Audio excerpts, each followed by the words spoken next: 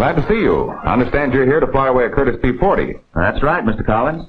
Is this the one? That's it. It's all yours. And it's a fine airplane. I've just been giving it a workout. I suppose you're anxious to go over the instruments and controls, really get acquainted with the P-40. Yes, sir. Okay? But wait a minute. Aren't we going to use this one? My Curtiss P-40? No, we'll use that plane over there on the jacks. Oh, I never got anywhere on a pair of jacks. We open on jacks, Barton. The aces turn up later in the final showdown. Oh.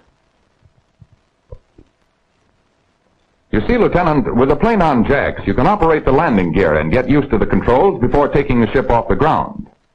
From the general cockpit arrangement of the P-40, you can see that on the left are the landing gear and flap selector levers, the rudder and elevator trim controls, the engine control levers, and the fuel selector. The instrument board contains landing gear and flap indicator, fuselage fuel tank gauge, flight and engine instruments, and electric switches. On the right side of the cockpit are controls for carburetor heat, radio, cowl flaps, and auxiliary hydraulic pump. The pilot's seat and pedal adjustments are conventional. Climb in and make yourself at home. Right. I might as well hook up my parachute and safety belt, I guess, so I'll feel at home. That's right. It will help you get familiar with the cockpit. These shoulder straps will keep you from being thrown against the instrument panel in case of a mishap. You always should fasten them.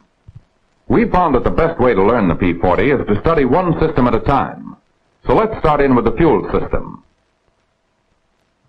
Here's the fuel selector valve down here at your left. Yes, sir. I see it's labeled with a capacity for each tank. Yes, and when you set it in position, you'll feel a positive click.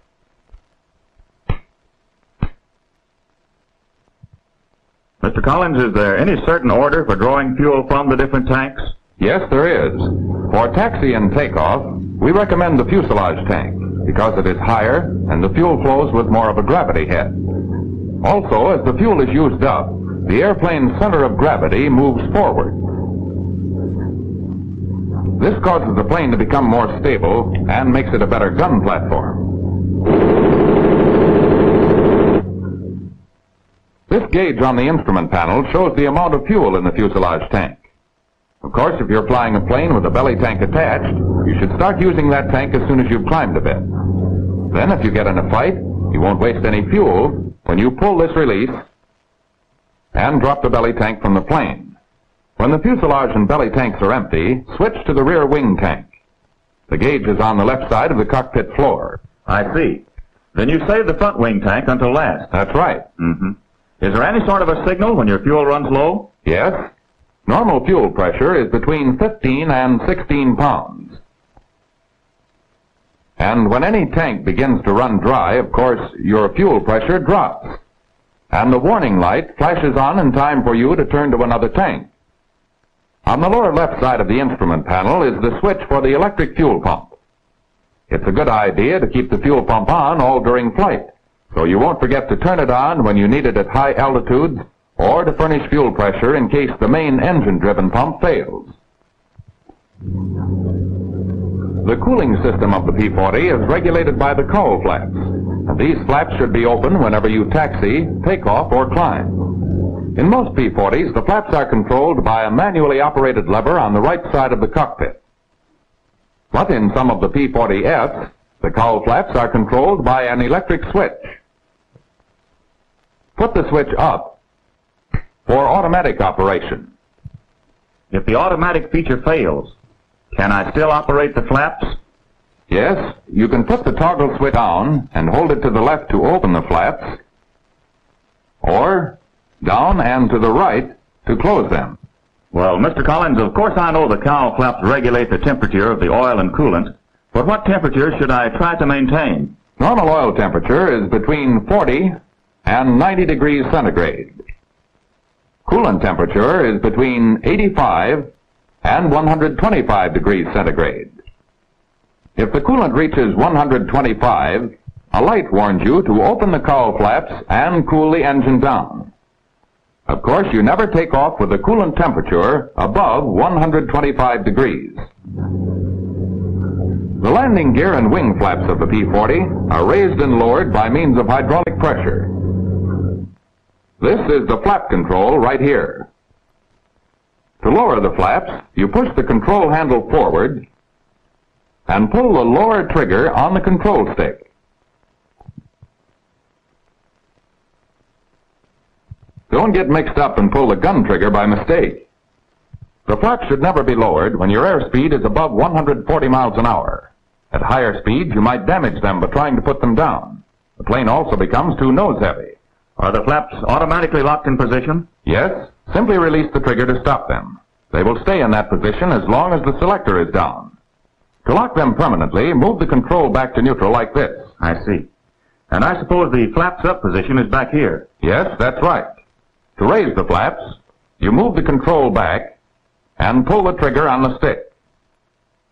The flaps go up pretty fast. Once started up, they continue to move closed.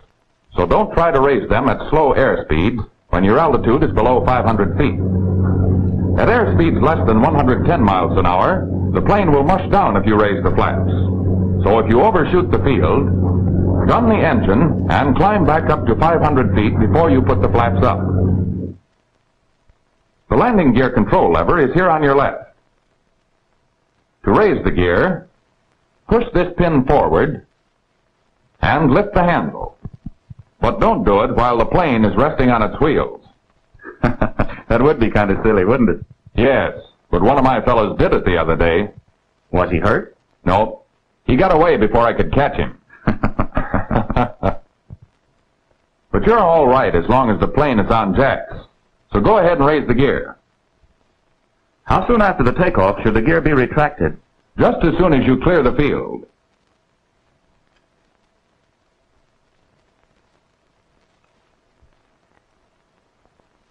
Watch the indicator.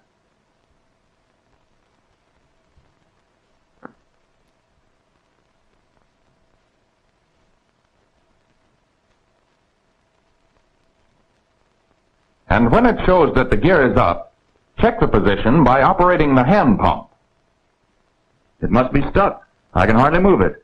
When the pump is solid, the landing gear is locked in retracted position. Now, put control back in neutral. That locks the hydraulic fluid in the retracting system. Before you lower the gear, be sure to reduce your airspeed below 175 miles per hour. The hydraulic mechanism is not designed to force the gear down against a higher airspeed. Then push the control handle down. That's it. Now pull the trigger on the stick. That starts the gear down. Before the gear gets all the way down, retard the throttle. All the way back? Yes, so the warning horn will blow until the gear is down and locked. Then when the horn stops, the gear is safely down as shown on the indicator. That's right. It's always a good idea to check the hand pump. Then lock the system by putting the lever back to neutral. All P-40s up to the L model have an emergency hydraulic system. To operate the emergency system, unlock the catch at the bottom of the hydraulic hand pump handle. Now put the handle on the emergency pump. And open these two red emergency valves. Don't open them now because the main system's on. But if the main system is shot away, you can get the wheels down by operating the emergency pump. You will have to land without the tail wheel or the flaps, because the emergency system operates only the main wheels. The brakes are on a separate system, so they will be okay. Now maybe I'd better explain the throttle quadrant. Tighten this knob just enough to keep the controls from creeping. Are the P-40 controls different from any others? Yes, the operation is a little different. Take the mixture control, for instance. You'll notice that there are several settings. Full rich is for emergency use. If the automatic mixture control should fail, you'll probably never have to use it. Auto rich is for all high-power operations. Takeoff, climb, and combat. Manual is for long-distance economical cruising. Auto lean is an automatic setting for economical operation at lower power, below 2300 RPM, and below 30 inches of manifold pressure. And idle cutoff, of course, is for use when stopping and starting the engine. The mixture control is clear enough, but what are these two controls? They operate the automatic boost control and the two-speed supercharger on the Packard-built Rolls-Royce engine.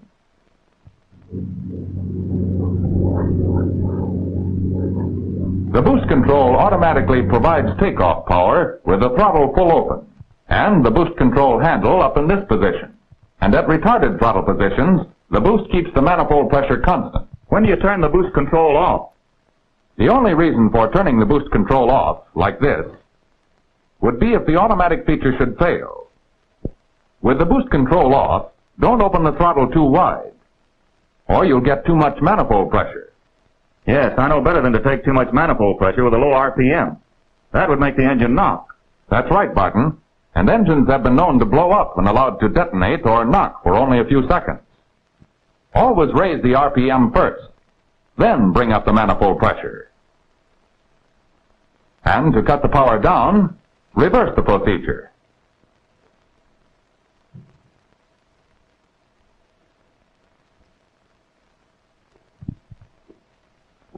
Okay, I think I understand the operation of the boost control. But what about the two-speed supercharger? When do you switch to a high position? Move it to high when you reach an altitude of 13,000 feet. But first, you retard the throttle slightly. Otherwise, the high supercharger might build up too much manifold pressure. Now, move the supercharger control up fast. That's right. And then open the throttle again to get the desired climbing manifold pressure. All P-40s are equipped with Curtiss electric propellers, and you should know how they work. These two switches on the instrument panel operate the propeller. The left switch is a circuit breaker and should always be on. The right switch controls the pitch of the blades. When it's in automatic, you can use the propeller governor lever to select any RPM you want. With the switch in manual, the blades are fully locked like a fixed-pitch propeller. Can you change the pitch of the blades by manual operation? Sure you can. To increase the RPM, hold the switch down and to the right.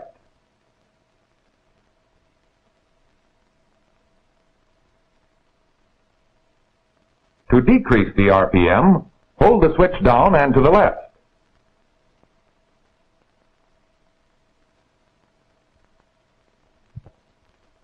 What pitch do you use for takeoff? Always take off in the automatic position, with the governor control lever full forward for 3,000 RPM or emergency military power.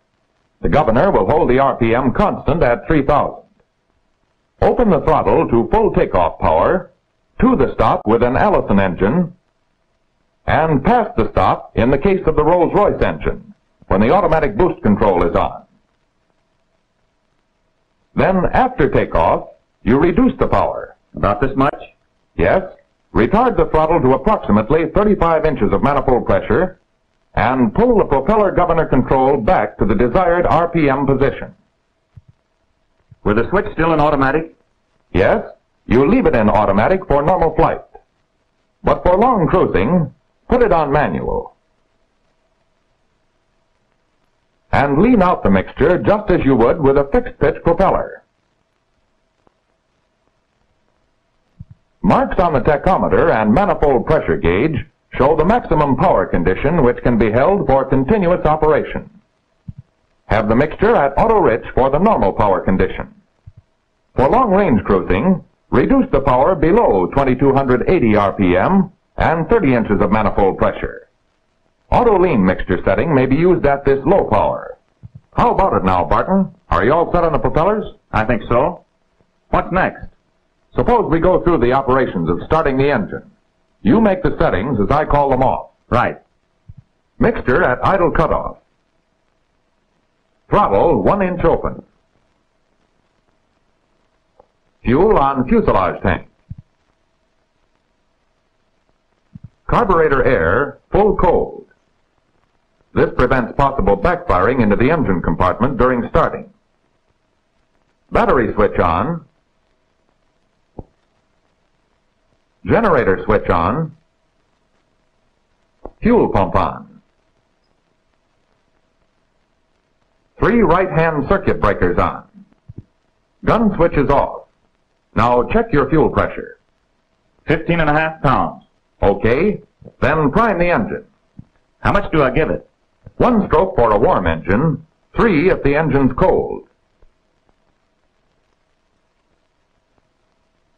Then shut off the fuel pump. Shut it off?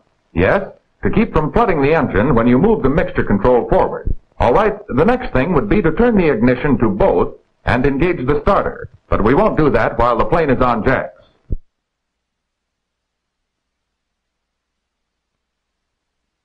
After the engine fires, advance the mixture control to auto-rich and the throttle to 1200 RPM. Then turn the fuel pump back on. If there's no oil pressure within 15 to 30 seconds, stop the engine and investigate the trouble. The oil pressure is okay, 60 to 80 pounds. Warm up the engine at 12 to 1400 RPM until the oil temperature hits 40, and the coolant temperature at least 85 degrees centigrade. During cold weather, leave the cowl flaps closed until the engine is warmed up. With the propeller switch on manual, run the engine up to 2300 RPM and check the magnetos. A drop of more than 100 RPM on a single magneto indicates faulty ignition. If the magnetos are okay, then switch the propeller back to automatic. Release the parking brake and taxi to the runway. The tail wheel is steerable by the rudder pedals, so don't ride the brakes when you taxi. When you get to the runway and just before you take off, make a final check of everything.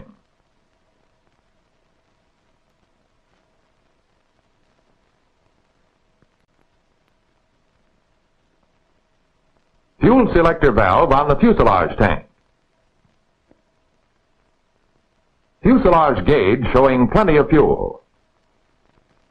Fuel pressure 15 to 16 pounds. Oil temperature above 40 degrees. Oil pressure 60 to 80 pounds.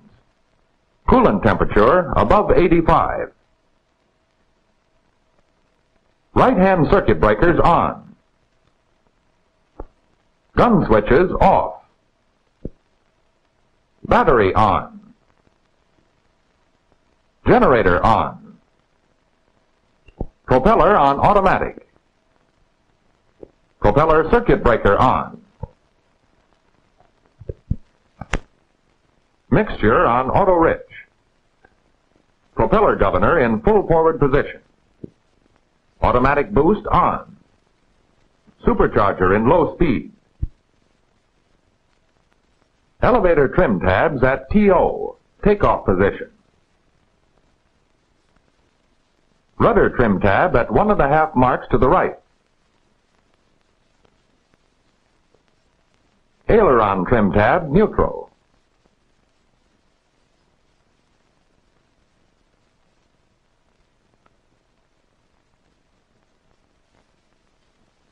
Cowl flaps open, and you're all set to go. Over there on the runway is Lloyd Child, Chief Test Pilot for Curtiss-Wright. He's going to put that ship through some maneuvers for us. And as he does, I'll try to give you some pointers on handling the P-40 in the air. Okay? I'm all set. All right. As the plane starts down the runway, open the throttle with a positive, steady motion. That's it. Then use the rudder to steer when you get the tail in the air. Engine torque pulls the left wing down, so keep the wings level by holding the stick to the right. Fly the plane off the ground by lowering the tail just a little at the takeoff. Then you don't take off in a three-point attitude. No, because that might put the airplane in a stalled condition, which would be bad at your slow speed right after takeoff. You see, engine failure or a gust of wind, when you are stalled so close to the ground, could be disastrous.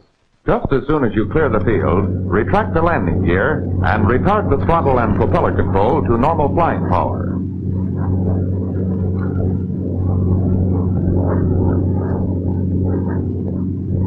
Pick up speed as soon as possible and climb at 140 miles an hour.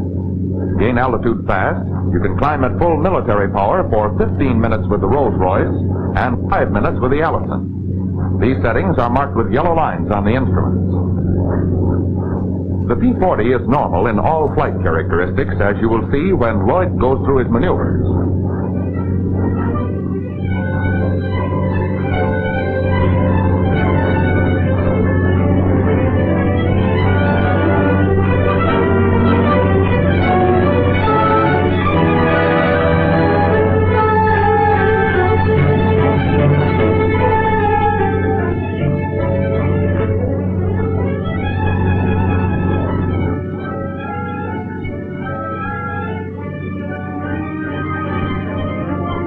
Stalling speed of the P-40 is 82 with the flaps down and 92 with the flaps up. Just before the stall, there's a slight tail buffet to warn the pilot, and the stall, if allowed to continue, throws the plane in a spin that loses 1,000 feet a turn. The P-40 will come out of the spin by itself if the pilot lets go of the controls, but to come out in a hurry, cut the throttle, kick the rudder in opposite direction to spin, and shove the control stick forward to neutral. Well, I'm glad to know the plane will straighten out by itself. But if I get in a spin, brother, I want to do something about it. So let's see now. To come out in a hurry, I cut the throttle, kick the rudder hard in the direction opposite to spin, and shove the control stick forward to neutral. Okay, Lieutenant. That'll take you out of spins in a hurry. But when you start flying a pursuit airplane, the main thing you've got to learn is the right way to land it. As Lloyd comes in, I'll point out a few things for you to remember when landing a Curtiss P-40. And the first thing to do is to cut your airspeed to less than 175 miles an hour while you're up around 3,500 feet. Get your landing gear down while you still have plenty of altitude. Last-minute operations and maneuvers are apt to upset your good landing technique. Circle the field at approximately 140 miles an hour to get accustomed to the slower airspeed and to familiarize yourself with the field and get set for the landing. What items do you check off before landing? They're all listed on this checkoff card.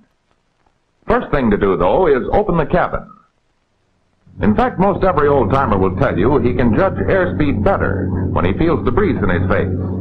And it is safer to have the cabin open if you hit a ditch and end up on your back.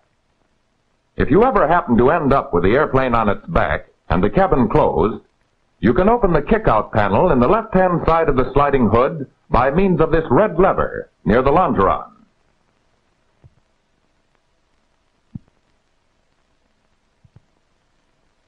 There's another emergency exit you can use during flight. Up here in the top of the cabin roof is a red lever. Simply pull this lever and it will release the whole cabin.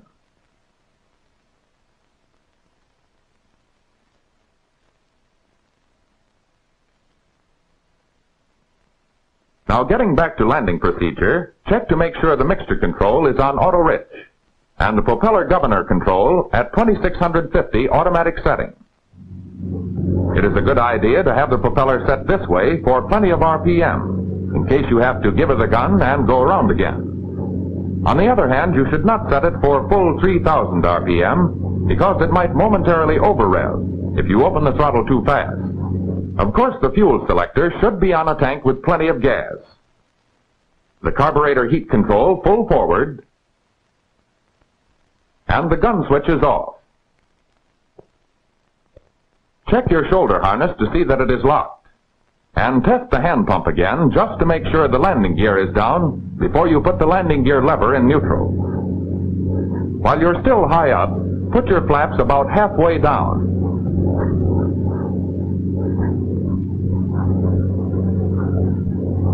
Make a wide sweep and glide toward the runway at 115 miles an hour.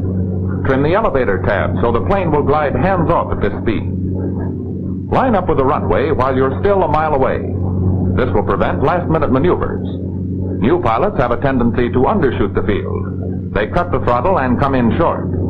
So remember to keep the throttle slightly open when you first come in for a landing. At 500 feet above the ground, put your flaps full down. Cut the throttle to 1/2 inch open and glide in at 115 miles an hour until you're over the runway. When you're 10 feet off the ground, retard the throttle completely and level out for the landing. On your first landing, don't try to get the tail down. You might stall the airplane too high. Land on your front wheels. Then bring the tail down slowly. Of course, later you can make three-point landings without difficulty. When all the wheels are down in a three-point attitude, apply the brakes fairly hard, but not hard enough to lock the wheels or raise the tail. Remember, most landing accidents happen after the plane is on the runway. So concentrate on rolling straight until the plane comes to a stop. I can understand that all right. Well then, son, I guess you've got it. Is that really all there is to flying a Curtiss P-40? It doesn't seem at all complicated now. There's nothing complicated or difficult about flying this airplane once you understand all the things we've carefully gone over. Just remember to take it easy. In fact, they tell me a Warhawk, like that one over there, is apt to take off by itself if it's left alone too long. I get you, sir. I'm practically in the air right now. So long, fella. And lots of luck. Thanks. Hadn't I better wait for those two P-40s to come in? No, that's just a couple of the boys waiting to give you a send-off. Go on up and join them.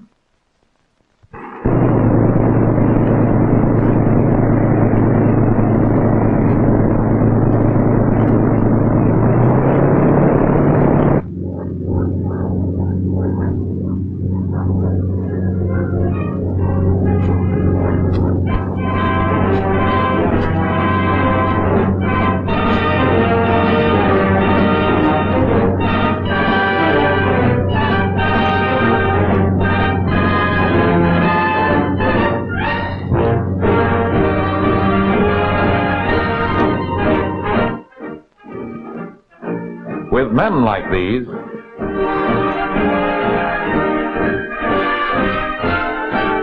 flying planes like these, there'll always be a flag like this, waving in the breeze, a symbol of freedom, decency, and democracy to all the world.